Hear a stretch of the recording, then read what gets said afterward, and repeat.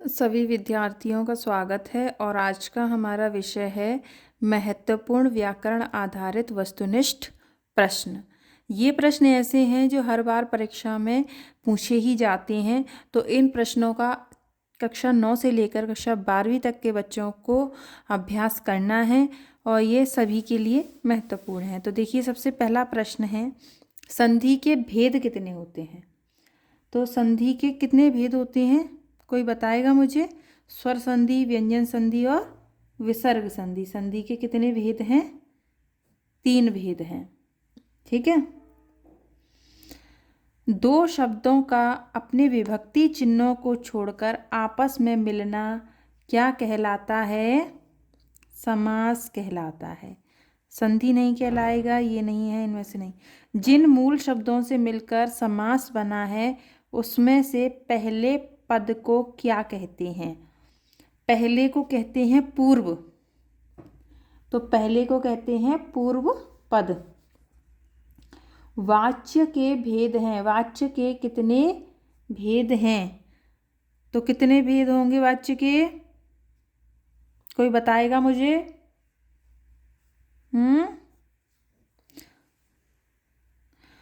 जो शब्द क्रिया की विशेषता प्रकट करते हैं उन्हें क्या कहते हैं? जो शब्द क्रिया की विशेषता प्रकट करेंगे उन्हें क्रिया विशेषण कहेंगे। सुनार गहने बनाता है, इसमें वाच्य है। इसमें कौन सा वाच्य है? कर्तवाच्य, कर्मवाच्य और भाववाच्य। एक प्रश्न है वाच्य के भेद, इसमें थोड़ा सा संशोधन है। इसका उत्तर 3 होगा। क्यों? क्योंकि वाच्य के 3 भेद हैं, कर्तवाच्य, कर्मवाच्य, भाववाच्य। अगला प्रश्न है, सुनार गहने बनाता है, इसमें वाच्य है, तो गहने को बनाता है, तो यहाँ आएगा कर्मवाच्य।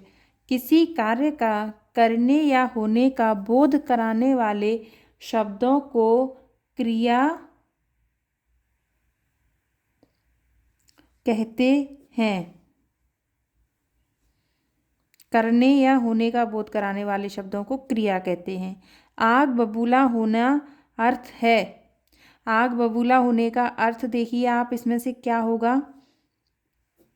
क्रोध करना। अर्थ के आधार पर वाक्य के कितने भेद होते हैं? तो अर्थ के आधार पर वाक्य के 8 भेद होते हैं। कौन कौन से होते हैं? विधानवाचक, निषेधवाचक, प्रश्नवाचक, उपदेशवाचक, आज्ञार्थक, प्रार्थनात्मक, विस्मयादिबोधक और संदेह सूचक। तो ये 8 भेद हो गए हमारे किसके? अर्थ के आधार पर वाक्य के भेद। तो निम्नलिखित में से कौन शब्द शक्ति का भेद नहीं है? ठीक है, शब्द शक्ति का भेद नहीं है तो अभिधा, लक्षणा, व्यंजना है, रस नहीं है। जिस समास में प्रथम पद विशेषण और दूसरा पद विशेष्य होता है उसे क्या कहते हैं? कर्मधारय समास। क्रिया विशेषण में विशेषता बताई जाती है। क्रिया विशेषण में किसकी विशेषता बताई जाएगी? क्रिया की। अगला प्रश्न देखो, एक से अधिक अर्थ देने वाले शब्द क्या कहलाते हैं? एक से अधिक अर्थ तो क्या हो गए?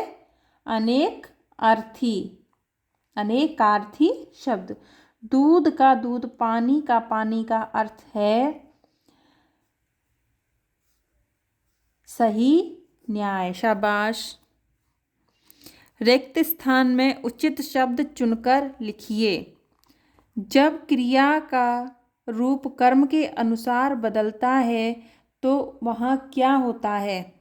तो वहाँ होगा कर्मवाच्य। तो कर्मवाच्य ये सही है। वाच्य प्रयोग में सबसे अधिक ध्यान रखना पड़ता है तो विशेषण या क्रिया? तो इसका उत्तर होगा क्रिया।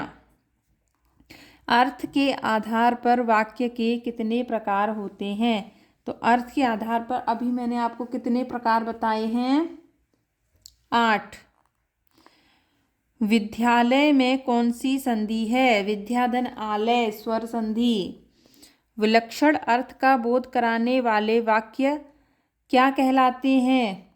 विलक्षण अर्थ का बोध कराने वाले वाक्य मुहावरे कहलाते हैं। उड़ती चिड़िया पहचानना क्या है? मुहावरा। जिस क्रिया का प्रभाव कर्म पर पड़ता है वह सकर्मक क्रिया होती है। तो इसका उत्तर क्या होगा? सकर्मक। इसमें इन्होंने फिलिंग द ब्लैंक्स में ही लिख दिया है। समास के भेद कितने हैं? समास के भेद हैं 6। चौराहा में क्या है? द्वंद्व है या दिगु है? दिगु होता है संख्यावाची 4 राहों का समाहार, यानी चौराहा। चौराहे पर क्या होती हैं? 4 राहें होती हैं, तो वो क्या कहलाता है? दिगु। शब्द शक्ति के कितने भेद हैं? तो शब्द शक्ति के 3 भेद हैं, अभिधा, लक्षणा, व्यंजना। अब देखो इसी में आगे देखते हैं सत्य असत्य। महत्वपूर्ण प्रश्न है, सारे बच्चे वीडियो को पूरा देखेंगे, अधिक से अधिक शेयर करेंगे, लाइक करेंगे और ज़्यादा से ज़्यादा सब्सक्राइब करने की कोशिश करेंगे। और आपके साथ जो भी बच्चे पढ़ रहे हैं बोर्ड परीक्षा आधारित 9वीं से 12वीं तक के सभी विद्यार्थी, जितने भी बच्चे पढ़ रहे हैं, उन सभी बच्चों को वीडियो देखने के लिए कहेंगे। तो अगला सत्य असत्य बताना है और जिसको भी जिस प्रश्न का उत्तर आ रहा है वो मुझे कमेंट में बता सकता है। क्रिया के वर्तमान काल में काम होने का पता चलता है। क्या होगा ये? सत्य। हमें पता चलेगा कि किस काल में क्रिया हो रही है।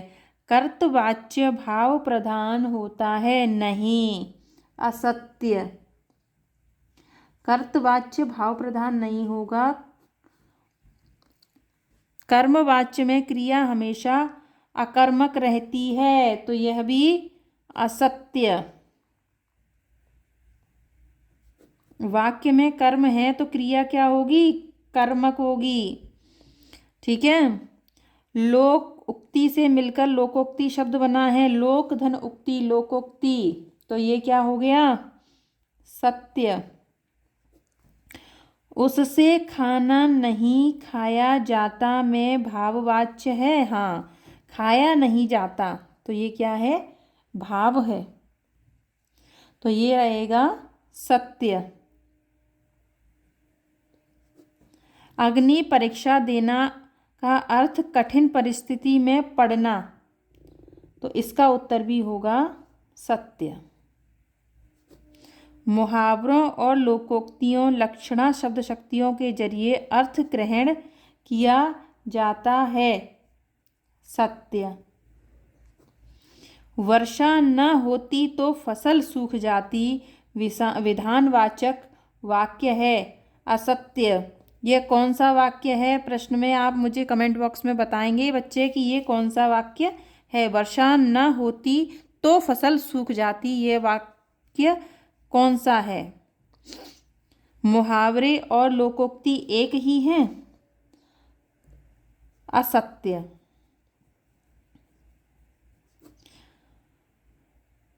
उपकार मानने वाला कृतज्ञ कहलाता है। सत्य। तो ये तो रहे आपके महत्वपूर्ण वस्तुनिष्ठ प्रश्न। इसी में आगे सही जोड़ी मिलाओ भी है, उसको भी मैं इसी प्रश्न में आपको वीडियो में कवर करा देती हूँ। जिस समास में दोनों पद प्रधान होते हैं तो वो समास कौन सा होता है? देखो, दिगु संख्यावाची होता है। द्वंद्व जिसमें दोनों पद समान होते हैं, तो इसका जो उत्तर होगा क्या होगा? दोनों प्रधान हैं, यानी दोनों में द्वंद्व है। माता पिता, भाई बहन, लाभ हानि, तो ये क्या है? द्वंद्व। तो यहाँ का उत्तर हो गया पहले का ग, यानी मैं लिख देती हूँ उसको, नहीं तो आप क्या सोचोगे।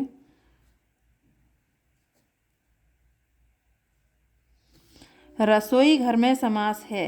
रसोई के लिए घर, तो यहाँ पर कौन सा समास हो गया? तत्पुरुष। त्रिभुवन में समास है, यानी तीन, त्रिभुवन यानी तीन भवनों का समाह त्रिभुवन। यहाँ पर हो गया द्विगु।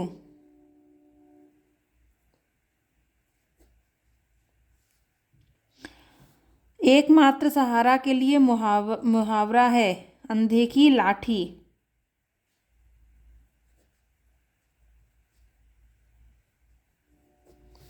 दांत खट्टे करना, परास्त करना। क्या ये सही है?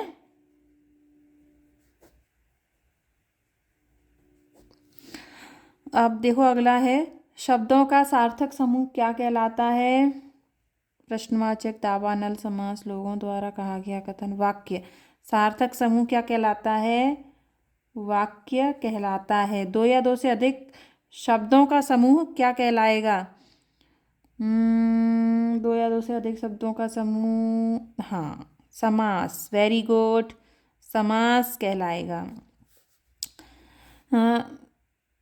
लोकोक्ति को कहते हैं लोगों द्वारा कहा गया कथन। ठीक है।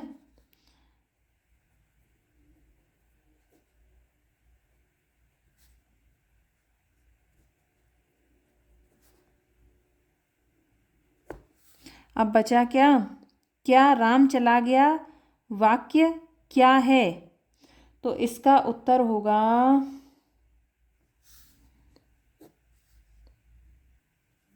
प्रश्नवाचक, क्योंकि यहाँ पे प्रश्नवाचक हमारे विकल्प में भी है और यहाँ पर निशान दिया गया है। बहुत सी चीज़ें समझ नहीं आती, लेकिन हम जब मिलाते हैं जोड़ी तो उसमें हमें समझ में आ जाता है कि इसका उत्तर दावानल नहीं हो सकता, प्रश्नवाचक हो सकता है।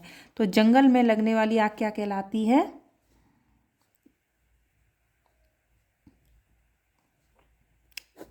दावानल। सारे बच्चे वीडियो को अच्छे से देखेंगे, 2-3 बार जैसे ही आप इस वीडियो को देखेंगे आपके ये सारे प्रश्न सॉल्व हो जाएंगे। और आपने अभी तक परीक्षाएं दी हैं तो उनमें आपको अच्छे से पता होगा कि इन्हीं प्रश्नों को बार बार पूछा जाता है, घुमा घुमा के पूछा जाता है। तो क्यों ना इसको एक बार में ही अच्छे से हम समझ लें, पढ़ लें, तो हमारे लिए यह परीक्षा में बहुत ही आसान हो जाएगा। ठीक है, आप अच्छे से समझिए। अगर किसी भी विषय में आपको दिक्कत आती है, किसी भी टॉपिक में दिक्कत आती है, व्याकरण आधारित हो चाहे पाठ आधारित हो, आप मुझे कमेंट में बता दीजिएगा। मैं कोशिश करूँगी आपकी उस समस्या का मैं समाधान कर पाऊँ। चलिए मिलते हैं अगले वीडियो में।